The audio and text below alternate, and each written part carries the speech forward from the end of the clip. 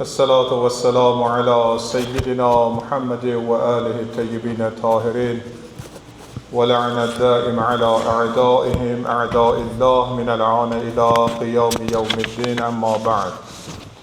وقال الحكيم في كتاب الكريم رب اشرح لي صدري ويسر لي أمري واحلل عقدة من لساني يفقهوا قولي.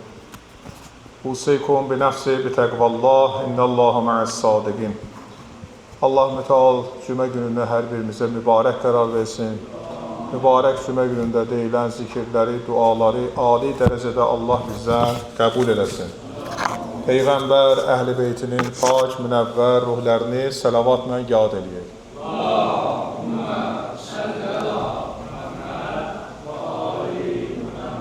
Səfər ayındayıq və səfər ayının son günləri artıq bilirsiniz ki, İslamın əziz Peyğəmbəri Həzrəti Resul-i Əkrəm sallallahu aleyhi və səlləm və eyni zamanda İmam Həsən əleyhissalam və İmam Rıza əleyhissalamın şəhadət günləri var və bütün söhbətimə başlamamızdan qabaq bütün insanların sualına cavab olaraq bəzi insanlar ki, bu günlər deyirlər İmamın ərbeyini, yəni 40 məclisləri tamamlandı.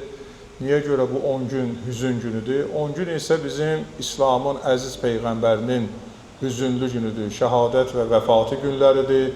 Eyni zamanda İmam Rıza və İmam Həsən əleyhissalamın şəhadət günləridir. Ona görə bu hüzünlü günü 10 gündə ərbəindən sonra Peyğəmbərin şəhadət məclisləri dünyanın hər bir yerində, hər bir müsəlman ölkələri bu məclisləri keçidirlər. Məzhəbindən asılı olmayaraq bütün insanlar Peyğəmbərin şəhadətini anırlar. İnşallah bizim məsciddə də 11-i axşam Peyğəmbərin şəhadət məclisi tərtib olunacaq və şəhadətlə bağlı söhbətlərimiz olunacaq. Peyğəmbər və əhl-i beytinə səlavat hədiyyə edək.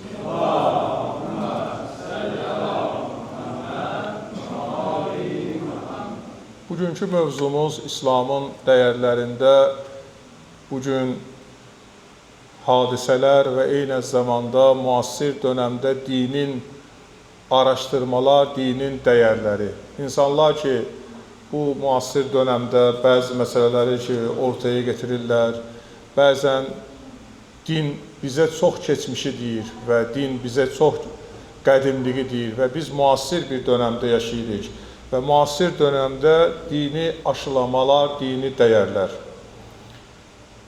Quran-ı Kərimdə bu haqda çoxlu hədislərimiz var. Peyğəmbər sallallahu aleyhi və səlləm buyurur ki, Quran-ı Kərimdə Allah-u Teala ayə-i Furqan surəsində və başqa bir surələrdə Allah-u Teala buyurur ki, de o şəxslərə ki, bilən insanlarla bilməyənlər eyni ola bilərmi?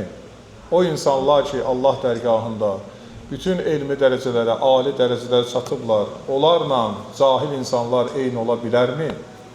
Və başqa bir ayədə Allah Müteal buyurur ki, həqiqətən o qövm ki, Allahın əmrinə müntəzim olmadılar, onlara gələn bəlalar isə öz elədiyi əməllərə görədir. Öz gördükləri işlərə görə Allah onlara bəla yetişdirir. Və bir başqa bir ayədə buyurur ki, insanlar Allah dərgahında ibadət etdikdə özləri üçün ibadət edirlər və bu əməldən, Allahın əmrindən kənara çıxırlarsa, bilsinlər ki, xilas yolu onlar üçün yoxdur. Baxsaq belə Quranda çoxlu ayətlərimiz var zamana görə, zaman məhdudiyyətinə görə və zamanlarda insanlar müəyyən dünyavi hadisələri önəmə çəkirlər ki, bugün o dönəm deyil. Yəni, ibadəti, belə deyək, zamanla uyğunlaşdırmaq istəyir. Necə ki, dünyada bəzi insanlarımız var, geyimlərin, yeyimlərin, içimlərin, hərəkətlərin, hansısa bir hadisəyə baxmaq, hansısa bir seriala baxıb həyatını o cür istəyir, qursun. İstəyir, belə həyatında başlasın ki, Qurandan, Allah kəlamından uzaq olmaqla dini dəyərləri də kiçilsin və öz bildiyi kimi yaşasın. Allahın Rəsulü isə o insanlara Quran-ı Kərimdən ayətlə cavab verir. Buyurur ki, onlar üçün böyük bir qarşıda böyük bir bəla var. Və o qarşıda gələn bəlanın isə qarşısını heç kim ala bilməz. Allah Səmud qovmunu danışır, Allah Teala Lut qovmunu, Hud qovmunu danışır ki, insanlar nə qədər günaha giriftar olmuşdur. Onlar da o zamanları ortaya getirirlər. Amma o zamanları ortaya getirməklə özlərinə böyük bir bəlaya giriftar eləmişdilər. Böyük bir sıxıntıya salmışdılar. Onun üçün Qur'an-ı Kərimdə zamana uyğun hərəkət eləmək insanların ən çox böyük bir günaha giriftar olmağından irəli gəlir və insanlar gərək Allaha görə ibadət eləməklə, Allahı razı niyaz eləməklə və heç bir vaxt zamana baxmamaq və insanlar var ki, deyir, bu zaman belədir, o zaman eynidir. İnsanlar fərqli fikirlərdədir, fərqli baxışlardadır, fərqli düşüncələrdədir və belə bir sözlə də hər şeyi tamamlayırlar ki, bugün müasir dönəmdir. Məgər bütün müasirliyi, bütün mənəviyyatı, bütün dəyərləri Peyğəmbərimiz getirmədimi? Bütün nə varsa gözəlliklər Peyğəmbər getirdi. Misalən, biz baxsaq Peyğəmbərin dönəmində quldarlıq dönəmi var idi. İslamın əziz Peyğəmbəri isə o quldarlığı aradan qaldırdı. Bugün də belə bir ölkələr var quldarlıq dönəmində yaşamaq üçün. Yəni, o insanlar var ki, ağalıq eləyirlər, özlərinin həyətində, işində, gücündə nə qədər qullar var, onları nökər kimi işlədirlər, bəzən onların muzlarını da vermirlər, onların haqlarını da kesirlər, onlara əziyyət də verirlər. Amma Peyğəmbər Xuda bu mərhələni ortadan qaldırdı.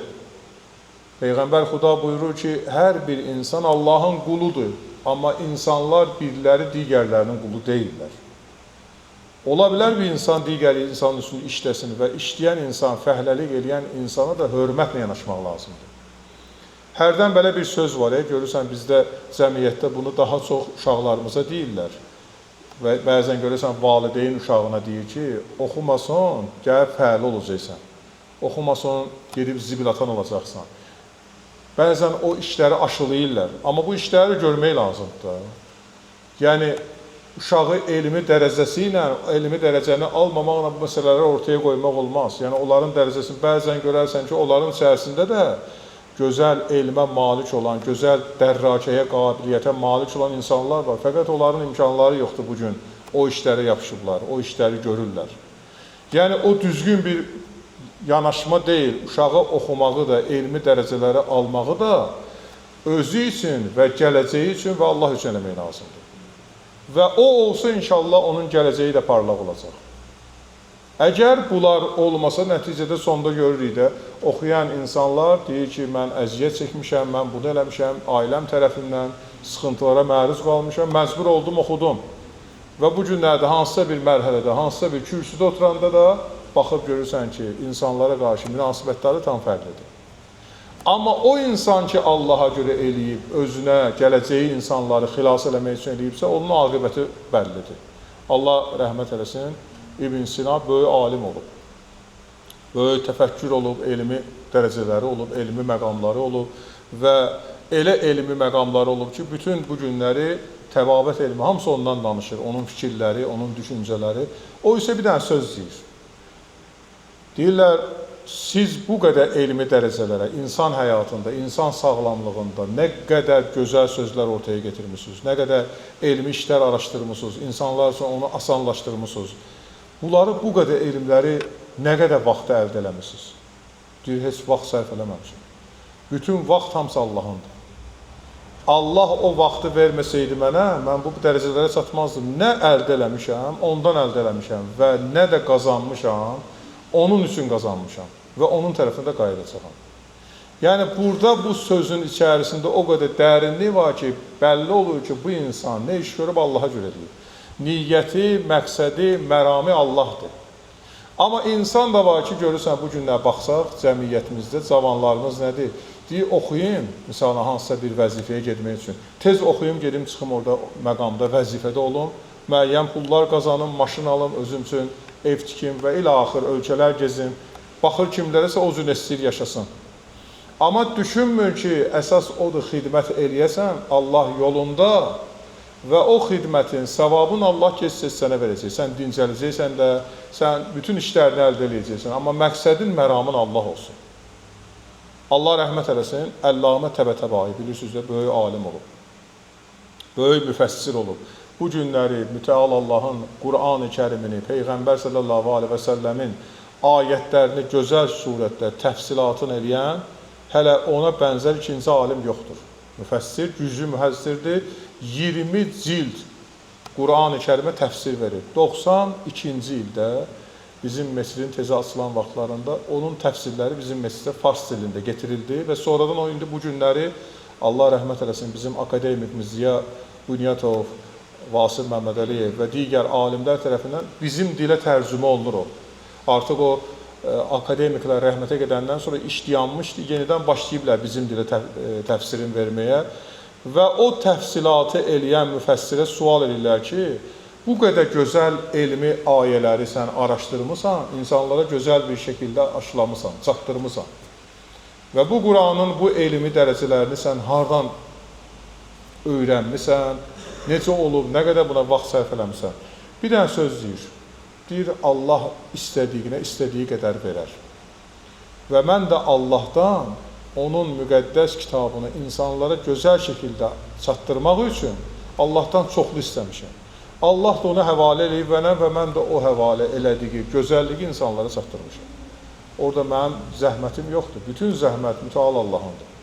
Bütün əziyyət hamısı onundur. Sadəcə mən dünyada təkan vermişəm insanlara, rahatçılıq yaratmışam. Və bu gün də o alimin haqqında bütün müfəssirlər deyirlər. Yəni, Əllamə Təbətəbai elə alimdir ki, o məzhəblərin arasında da, məsələn, Əhl-i Sünnə arasında, Şiyə məzhəb arasında heç bir fərq qoymur. Məsələni gözəl bir şəkildə aşılayır, ortaya getirir. Quran-ı Kərimin də təfsilatında ayələr var ki, bu günləri cəmiyyətdə baxsaq görsək, adam var, o ayəni öz istədiyi kimi deyir. Öz istədiyi tərzdə danışır, amma düşünmür ki, müfəssiri var, bunun tərcümə edəni var, bunu gözəl bir şəkildə aşlayanlar var. Gedib baxacaqlar bu ayəni, baxıb görürlər ki, yox, bu düzgün deyil.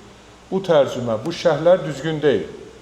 Ona görə alimlər, elm əhli olan insanlar da, onlar da hər zamanda bir söz deyiblər ki, bizim xidmətimiz, bizim gördüyümüz iş Allah olmalıdır. Bu gün cəmiyyətdə cavanlarımız çox tərs fikirdədirlər. Görürsən, cəmiyyətdə istər elmi dərəcədə, istər yeməkdə, istər geyimdə, hər bir məsələdə fərqlilik var. Məsələn, cavanlara deyirsən ki, hərdən ki, bu şəkilli köynəklər ki var, giyinib gəlirsən namaza, bu bəyənilmir də bu cürlə. Qəşən köynəklər var, ağ, göy, qara köynəklər var, ged giyin, gidəm onu, bu cür ibadət elə gələn. Bu şəkilli köynəklər, şəkil olan yerdə namaz bəyənilmir. Misalən, bir adam evində şəkillər qoyubsa, sonra namaz qılır, orada bəyənilmir orada namaz qılmaq. Və o cürlə köynəklər ki var, giyinirsə, o da bəyənilmir. Yəni, bizim milli mənəvi dəyərlərimizdə də bu şeylər yoxdur. Baxıb, bu sözü deyəndə deyir ki, olmaz be, bu din qadağa, deyirəm, din qadağa eləmir, giyin hara gedirsən, o cür elə. Amma ibadət vaxtında bunu eləmə. Sənin fikrin qalacaq, kiminsə fikri qalacaq və fikri qalmaq artıq namazın pozulmağına səbəb olacaq. Niyə görə şəriətimizdə deyir ki, kişi qızıl üzük, qızıl qolbaq salmasın. Heç bu fikrinə dalmışsınız ki, niyə görə bunu demirlər? Kişi də qızıl qolbaq istəyər salar, istəyər qızıl üzük salar. Yəni, bir insanın əgər namaz əsnasında və yaxud fikrinə düşsə ki, filan kəsin əlində bir qəşən brilyant qaşlı üzüyü var, mən də alaydım ondan. Fikri hələ buna getsə, o namaz nə oldu? O ibadət nə oldu? O namaz heç oldu? Dünya oldu da o namaz.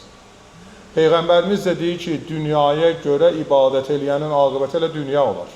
Yəni, bizim ibadətimiz, bizim inacımız, bizim razı-niyazımız Allahdır. Misalən, siz baxırsınız, görürsünüz, mehrab var, amma mehrabda heç yoxdur. Bəzi mehrablar var ki, onlarda Quran ayələri həkk olunur. Orada şəkil yoxdur, orada bənzətmə yoxdur, naxışlar yoxdur, yəni insanın fikrini cəzb edən. Niyə görə? Deyir, əgər imam cəmaat da dayandığı qiblə istiqamətində, dayandığı məkan, Allah ayələrini oxusun və o xatırlatsın, Allahı xatırlatsın ona. Dünyavi işləri xatırlatmasın.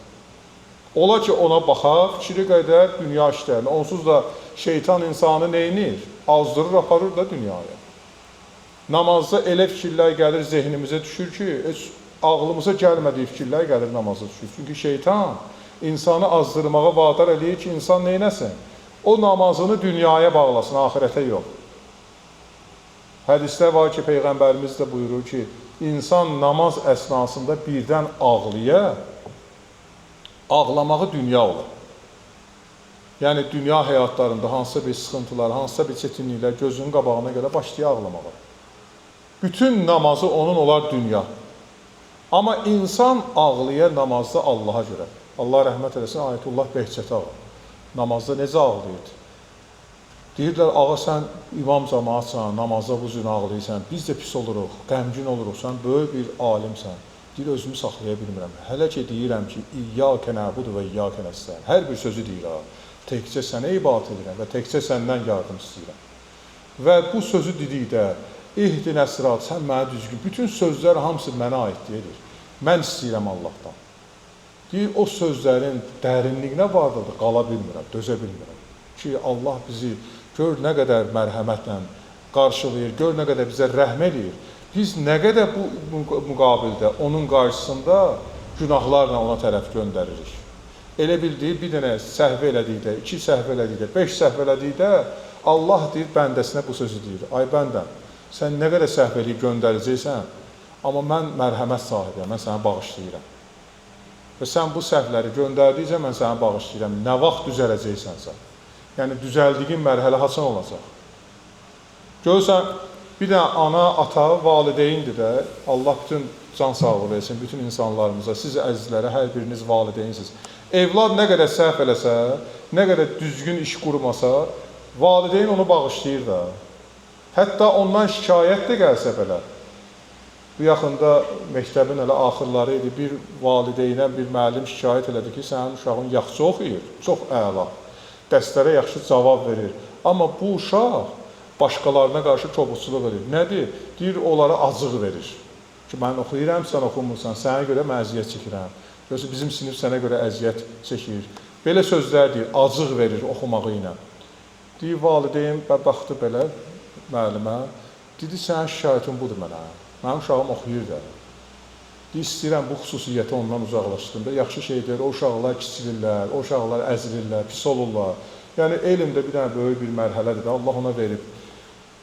Dedi ki, mənim uşağım yaxşı oxuyur, sən məni şikayət edirsən. Sən mənə çox-çox ol deyinə ki, mən belə uşağı böyüdüb başa çatdırmışam. Bunu mənə sağ ol deyinə. Yəni, baxıb görürsən ki, valideynlərin də psixologiyasında belə şeylər var ki, hər pisliğini də düşün, yaxşılığını da düşün, həmişə valideyn evladını neynir? İstəyir, onu tərifləsinlər dərlər. Amma Allah nə deyir? Allah deyir ki, sənin tərifində, sənin istəklərin də, neyin varsa, hamısı mənim üçündür. Mən istəyirəm, sən olasan ali zirvədə. Amma dünyada bu məsələlərdə yolunu azmayasan, yolundan çıxmayasan. Onun üçün Quran-ı Kərimdə Allah bir ayətdə buyurur ki, Allah yolunda verilən ruzilər ki var sizə, bu ruzilərin içərisində tək bu deyil. Bu ayəni sizə diqqətlə qulaq asın. Deyir, sizə verilən ruziləri yeyin, için, israf etməyin. Bu bilirsən nədən ibarətdir?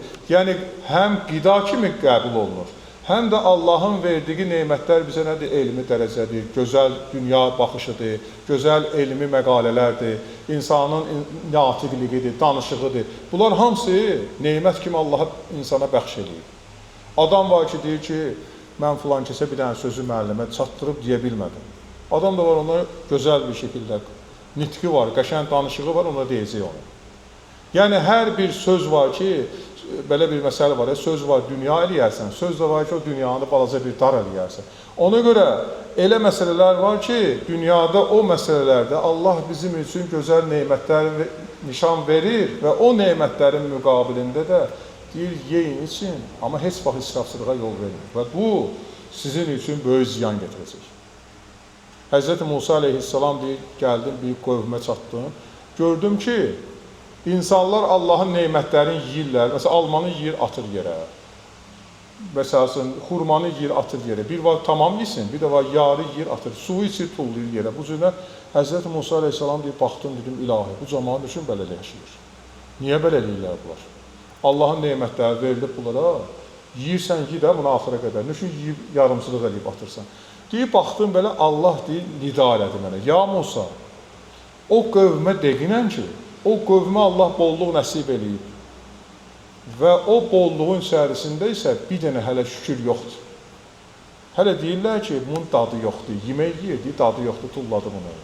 Bundan artığını istəyir. Artıq, belə deyək də, daha böyük mərhələli meyvələr, daha gözəl ruzilər istəyirlər, amma şükür yoxdur ya.